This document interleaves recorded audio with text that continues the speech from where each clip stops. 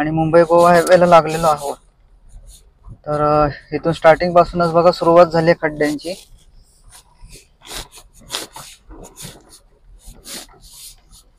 हे रस्ता पण मला तुम्हाला दाखवायचा आहे।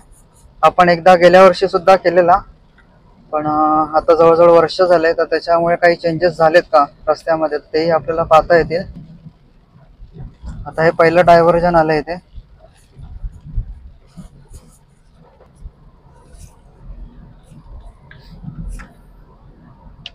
मध्यंतरी तर आता लाईट पण नव्हते, पण आता लाईटही बसून झालेले टनेल मध्ये।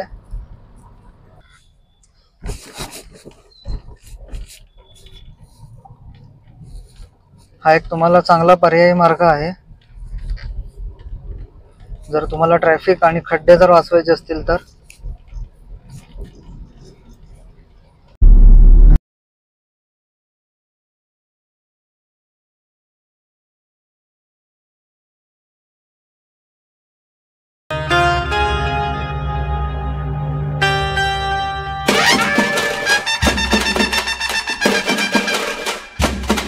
जय शिवराय, जय शंभूराजे मित्रांनो।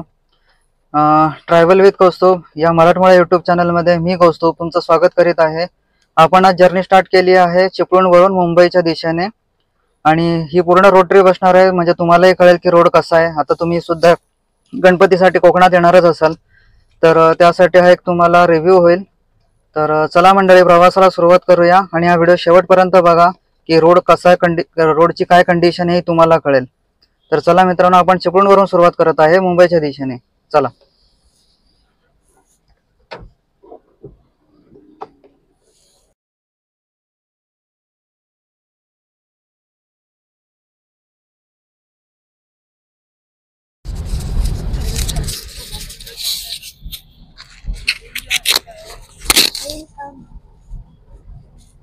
तर मित्रांनो, आपण आता बहादूर शेख नाका सोडलेला आहे आणि मुंबई गोवा हायवेला लागलेलो आहोत।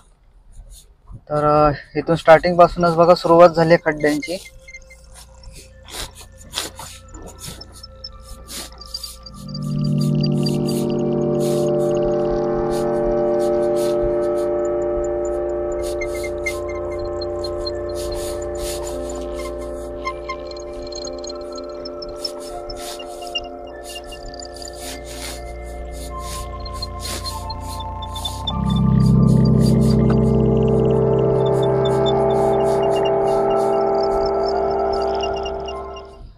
आता आपल्याला इथून माणगाव हे जवळजवळ 111 किलोमीटर आणि लागणार आहेत आपल्याला 2 तास।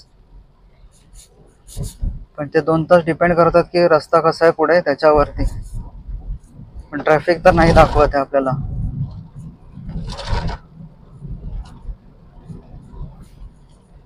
तर ट्रॅफिक नाही तर रस्ता पण चांगला असायला हवा।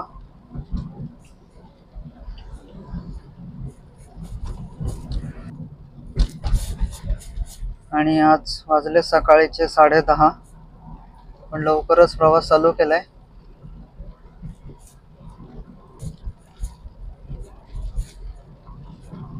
मी माणगाव पर्यंत मॅप लावण्याचं हेच कारण आहे की आपण तिथून निजामपूर मार्गे पाली करत खोपोलीला एक्झिट होणार आहोत, कारण तो पर्यायी रस्ता पण मला तुम्हाला दाखवायचा आहे।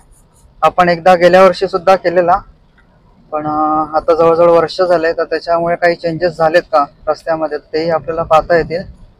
त्यासाठी आपण माणगाववरून टर्न घेणार आहोत, कारण पुढचा रस्ता बहुतेक तरी खराबच आहे, मला बऱ्याच जणांनी सांगितलं। तर त्याच्यामुळे आपण पर्यायी मार्ग दाखवणार आहोत।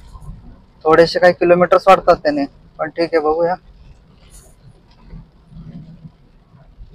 आता हे पहिलं डायव्हर्जन आलं इथे।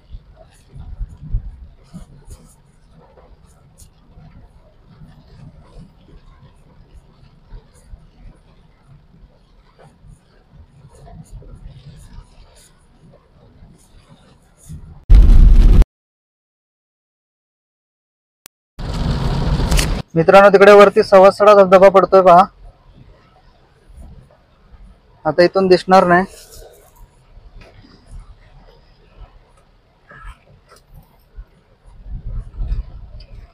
आता परशुराम घाट चालू होतोय आपला। मित्रांनो, आता आपण जवळजवळ कशेडी टनलच्या जवळच चाललोय। तर आपण परशुराम घाट, भोसते घाट क्रॉस करून पुढे आलोय। तर कुठेच काही प्रॉब्लेम नाहीये, फक्त 1-2 मध्ये डायव्हर्जन आहेत, पण रस्ता एकदम चांगला आहे, काहीच प्रॉब्लेम नाहीये. अगदी आरामात गाडी चालवू शकता तुम्ही. खड्डे वगैरे काही नाहीये, पूर्णपणे सिमेंट कॉन्क्रीटचाच रस्ता आहे. घाटामध्ये सुद्धा काही प्रॉब्लेम नाही. फक्त प्रॉब्लेम माणगावच्याच इथे आहे, तो थोडासा ट्रॅफिक होतो तिथे, थोडासा नाही जास्तच होतो. तर तेवढा जो एक लवकर झाला पॅच तिथला, जो बाहेरून आपल्याला एंट्री दिली आहे, तर तो लवकर झाला तर खूप बरं होईल. तेवढ्या ट्रॅफिकमध्ये कोणालाच अडकायला होणार नाही. पण आता गणपतीच्या आधी होणं फार मुश्किल मला तर दिसतंय. बहुतेक झाला तरी तो आता दिवाळीच्या आसपास किंवा दिवाळी नंतरच.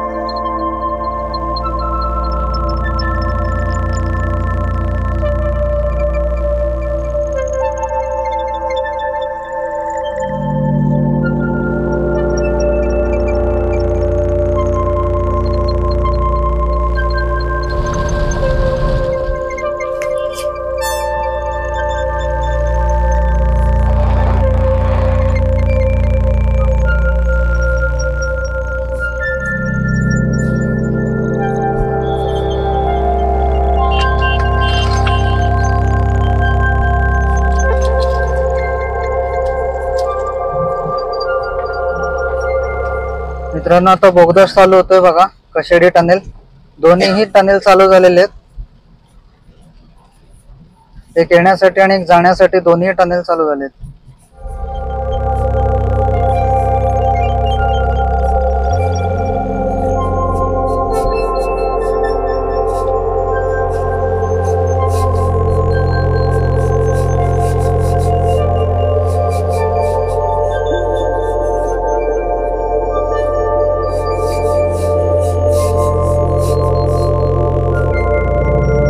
आतमध्ये लाईट सुद्धा बसवून झालेले आहेत.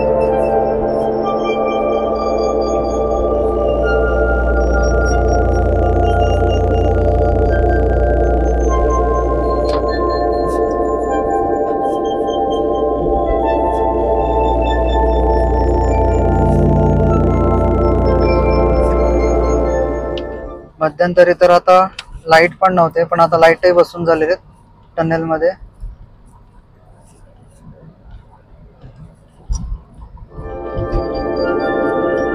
छान मोठा बोगदा आहे, 3 लाईनचा.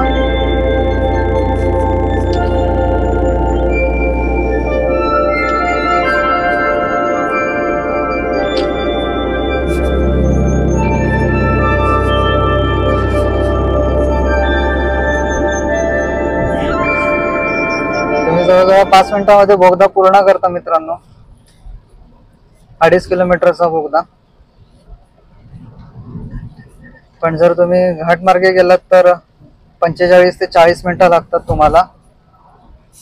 तर तुमची तेवढा वेळ वाचतो, जाताना पण आणि येताना सुद्धा.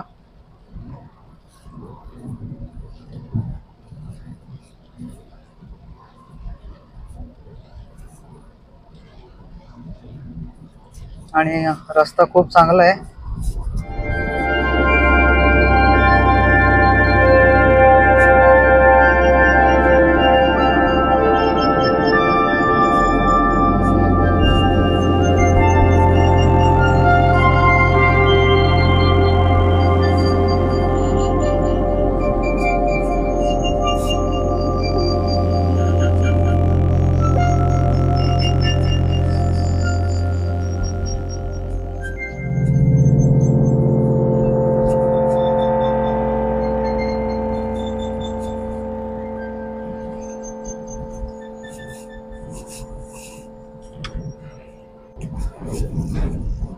मित्रांनो, आता आपण पोलादपूर पण मागे सोडलंय. आता आपण चाललोय महाड आणि माणगावच्या दिशेने, पण रस्ता अजूनही खूप चांगला आहे, कुठे काहीच प्रॉब्लेम नाही आहे.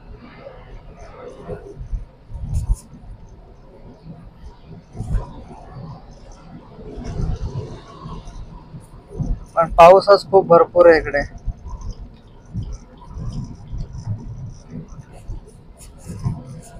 अजून आपल्याला माणगावला पोहोचायला 1 तास 7 मिनिटं दाखवतोय, कारण ट्रॅफिक जाम दाखवतोय कुठे माणगावच्या इथे, आणि 42 किलोमीटरची रनिंग आहे.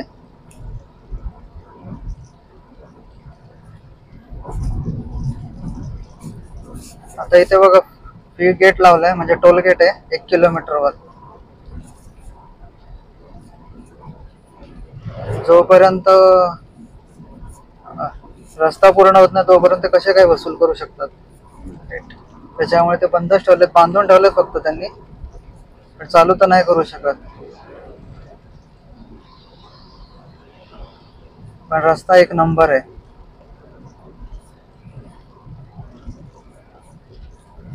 आता हे रस्ते पुन्हा ब्लॉक होतील गणपतीच्या 2-3 दिवस आधीपासूनच. आणि बरेच जण चाकरमाने आपापल्या गावाला जातात गणपतीला.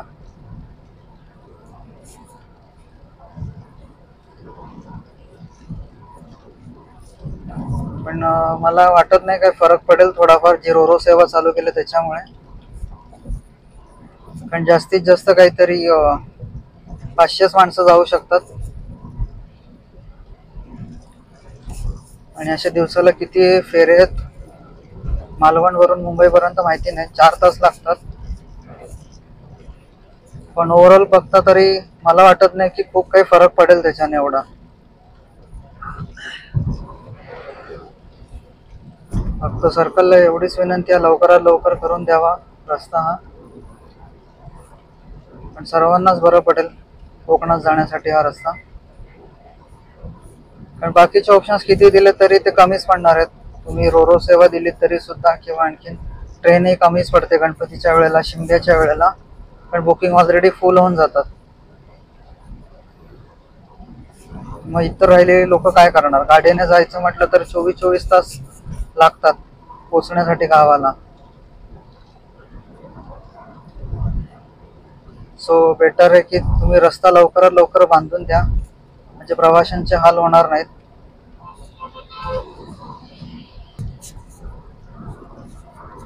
मुंबईत तर खूप पाऊस आहे, आणि न्यूजला मी बघितलं इकडे तर दिसलं की पाणी वगैरे साठले सेंट्रल लाईनला वगैरे, ट्रेनमध्ये ठप्प होत्या काही तासांपूर्वी.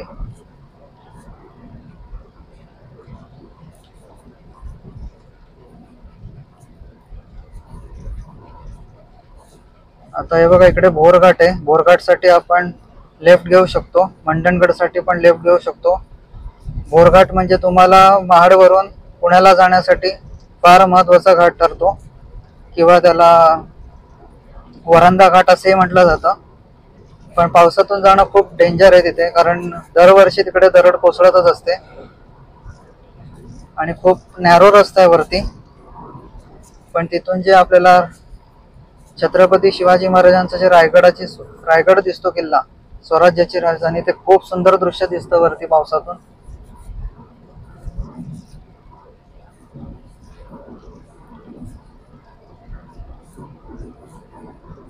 कारण तुम्ही जेव्हा मिडल मध्ये जाता घाटाच्या, तेव्हा तिथून समोरच तुम्हाला रायगड माचे दिसते.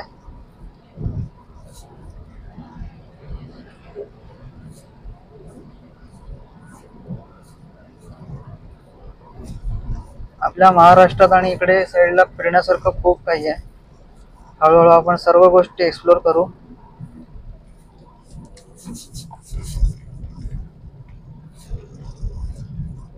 इथे बघा अचानक खड्डा आला, तो सिमेंट कॉन्क्रीटचा रस्ता संपला. आणि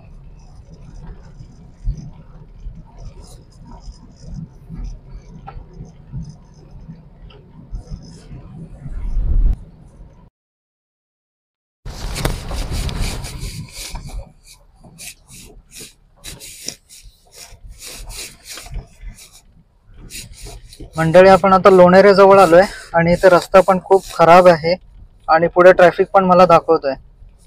तर मला वाटतं की इथून एक रस्ता आहे आतून लोणेरे मधून, तर आपण तो रस्ता घेऊया, कारण पुढे माणगावला पण भरपूर ट्रॅफिक आहे. तर तो आपल्याला स्किप करता येईल आणि बरोबर एस टी स्टँडच्या बाजूने तो रस्ता बाहेर येतो. तर तो तुम्हाला मी रस्ता पूर्णपणे दाखवतो.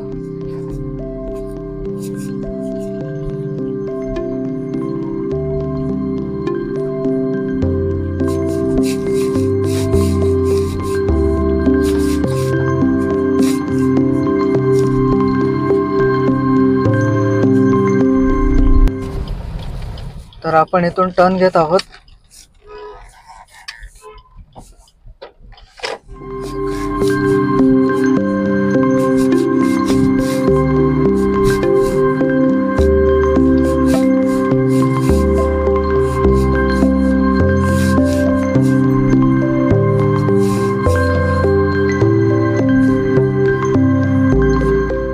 आपण आता लोणेरे गावातून चाललोय, पण इथून 6 ते 7 किलोमीटरची एक्स्ट्रा रनिंग होते. पण तुम्ही एकदम चांगल्या रस्त्याने जाता.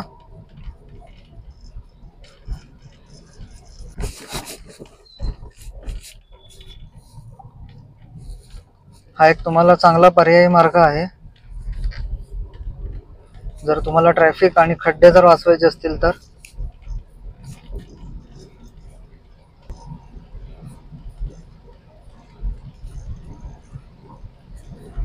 आणि ह्या साईडला बऱ्यापैकी रहदारी सुद्धा आहे.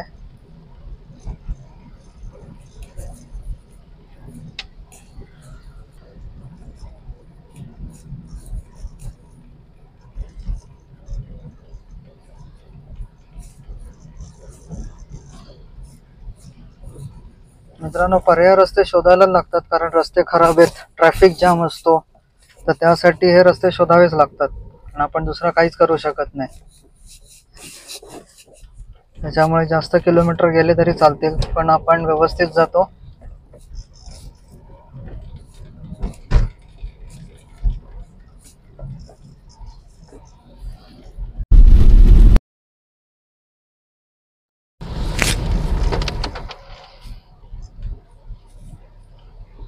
तर मंडळी, आपण गोरेगाव वगैरे पार करत, गोरेगाव बस स्टॉप वगैरे पार करत आपण पुढे आलो आहोत. आणि आता इथून पुढे थोड्याच अंतरावरती, जवळजवळ 200 मीटरवरती आपण राईट टर्न घेणार आहोत. पण याच रोडने जर सरळ गेलात तर तुम्ही श्रीवर्धन, म्हसळा वगैरे त्या साईडला जाता.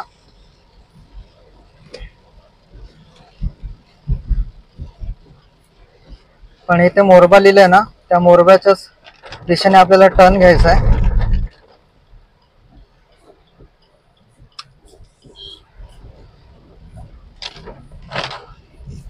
हा थोडासा रस्ता नॅरो आहे, त्याच्यामुळे जरा सांभाळूनच गाडी घ्या.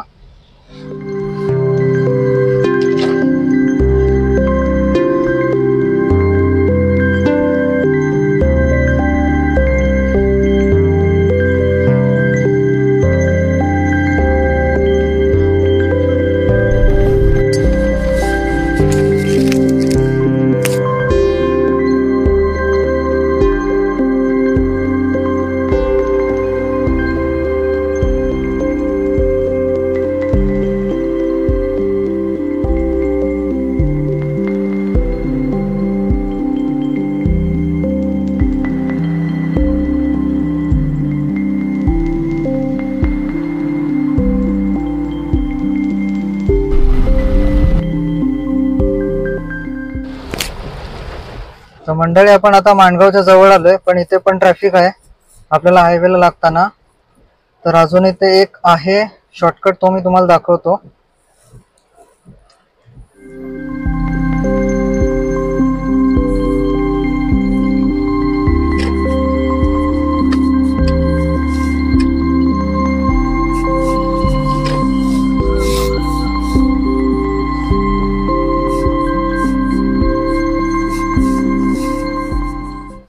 हा, इथून आपण एंट्री घेतली. छोटासाच रस्ता आहे, पण हा त्या एस टी स्टँडच्या बरोबर बाजूने निघेल.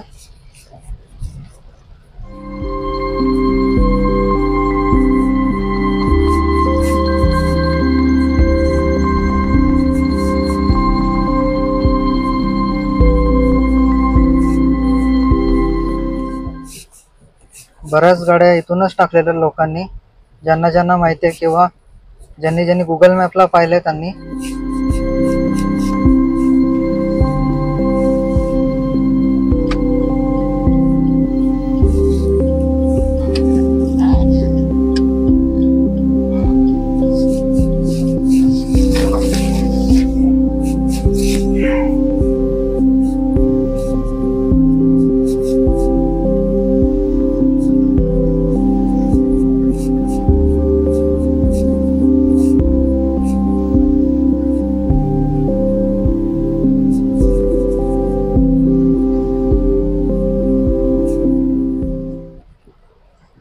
इथून पुढे पण थोडासा ट्रॅफिक आहेच मित्रांनो.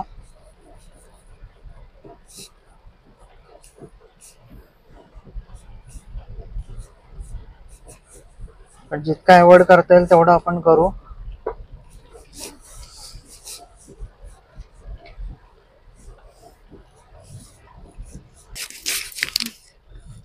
हे बघा मित्रांनो आपण आलो आहोत आता माणगावला. बाहेर पडतोय आपण.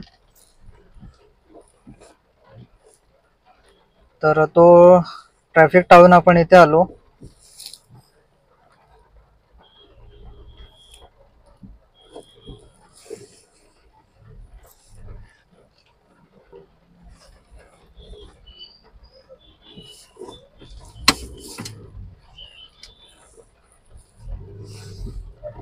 आपण अशा रीतीने क्रॉस करून निजामपूरच्या दिशेने आता चाललोय आणि इथून आपण पाली करत खोपोलीला एक्झिट होऊ.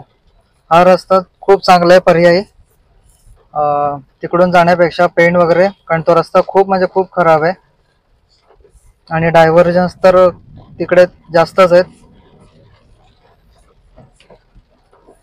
इथून आपले जवळजवळ 10-12 किलोमीटर वाढतात, पण रस्ता खूप चांगला आहे हा.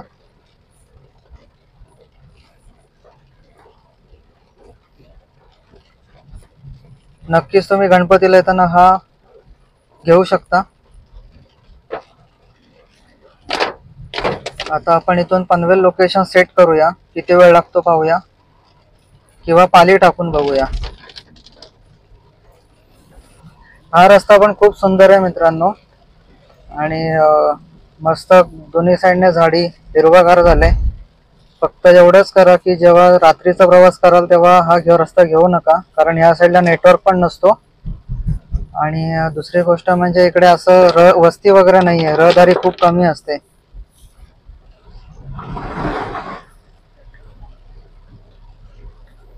आणि पेट्रोल पंप वगैरे पण खूप कमी आहेत. त्याच्यामुळे जर घेतलात रस्ता तर दिवसाचाच घ्या, रात्रीचा घेऊ नका. तसेच दुसरी गोष्ट, इथून तुम्ही तामिणी मार्गे पुण्याला पण उतरू शकता, पालीचा गणपती सुद्धा करू शकता आणि खोपोली, किंवा जर तुम्हाला पनवेल साईडला खोपोली साईडला जायचं असेल तर हा रस्ता घेऊ शकता तुम्ही. रस्ता एकदम फर्स्ट क्लास आहे, काहीच प्रॉब्लेम नाही आहे. फक्त एक तेवढीच गोष्ट की इथे नेटवर्क नाही आहे आणि जास्त रहदारी नसते, त्यामुळे रात्रीचा अवॉइड करा हा रस्ता.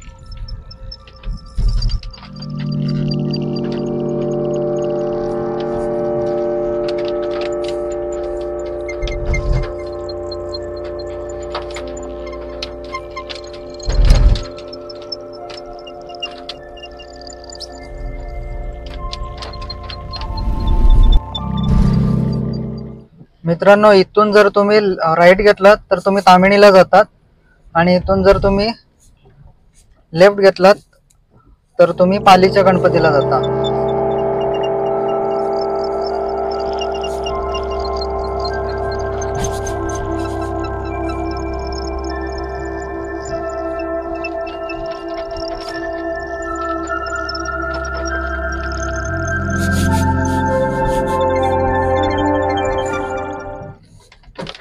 आणि इथपर्यंत रस्ता खूप चांगला होता मित्रांनो.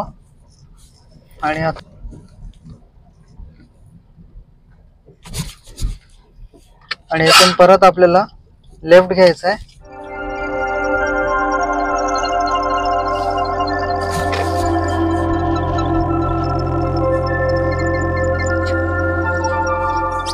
आणि इथून जवळजवळ 25 किलोमीटरची रनिंग आहे. 35 मिनिटं लागतील आपल्याला पालीला पोचायला.